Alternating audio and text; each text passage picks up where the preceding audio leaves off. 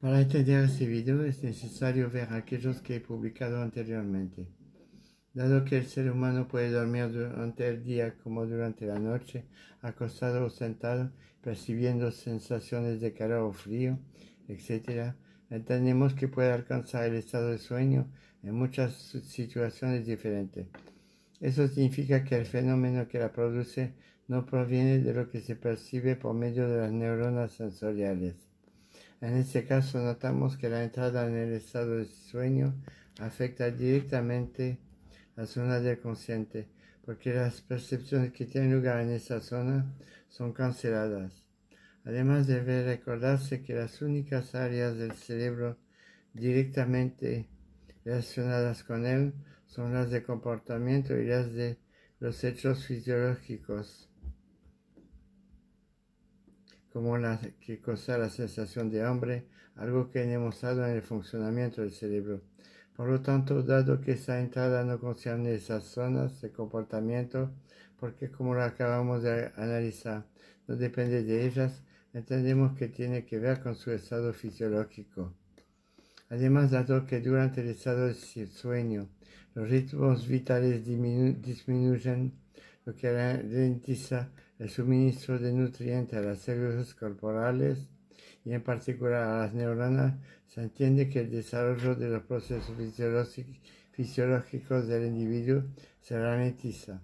A pesar de eso, notamos que una persona puede no experimentar un sentido específico de percepción, mientras que ese tipo de percepción ocurre cuando un hecho fisiológico entra en la zona del consciente, como lo he demostrado en el funcionamiento del cerebro. Eso deja en claro que la entrada en el estado de sueño no depende de ninguno de esos hechos en particular.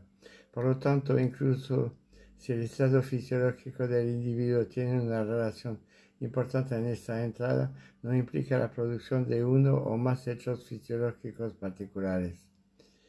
Cuando se produce el estado de vigilia, cuya duración corresponde a la actividad diurna de un ser humano, se observa que la entrada en el estado de sueño se efectúa de acuerdo con dos condiciones fundamentales: el agotamiento fisiológico y mental,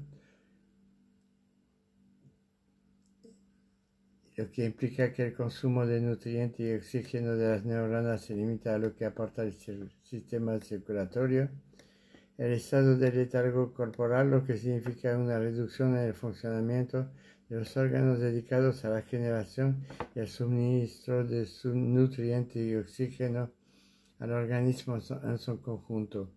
En este caso se entiende que debido a su agotamiento fisiológico y mental, lo que implica que el consumo de nutrientes y oxígeno por parte de las neuronas cerebrales está restringida a lo que aporta el sistema circulatorio y que precisamente el estado de letargo implica una reducción de los ritmos vitales es decir, de los órganos dedicados a la generación y suministro de nutrientes y oxígeno al organismo. Se deduce que también ocurre automáticamente la reducción de estos ritmos vitales.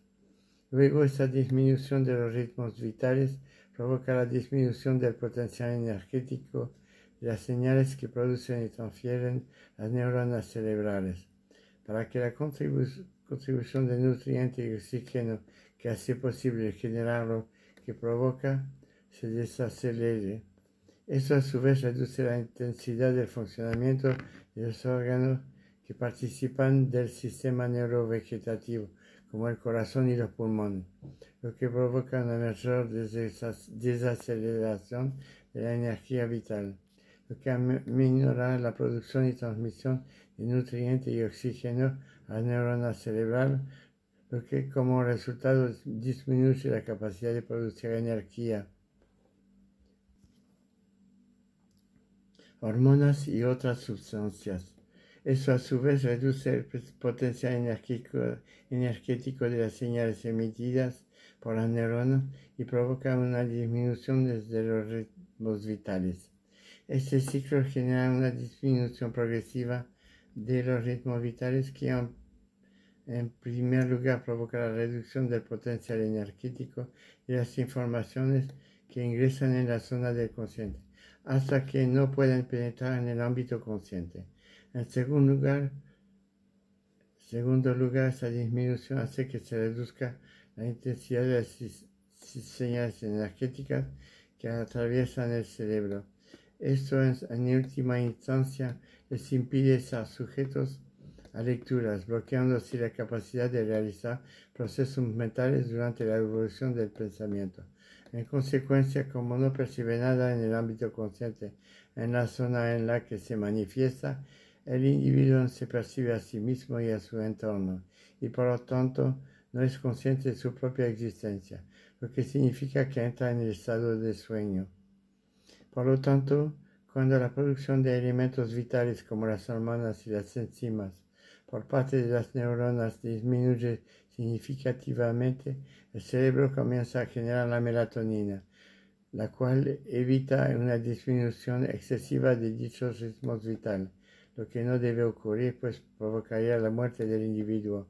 Este video está basado en mis descubrimientos. Los estudios y demostraciones que ayudan a comprenderlos se pueden encontrar en El funcionamiento del cerebro, publicado en amazon.com/books.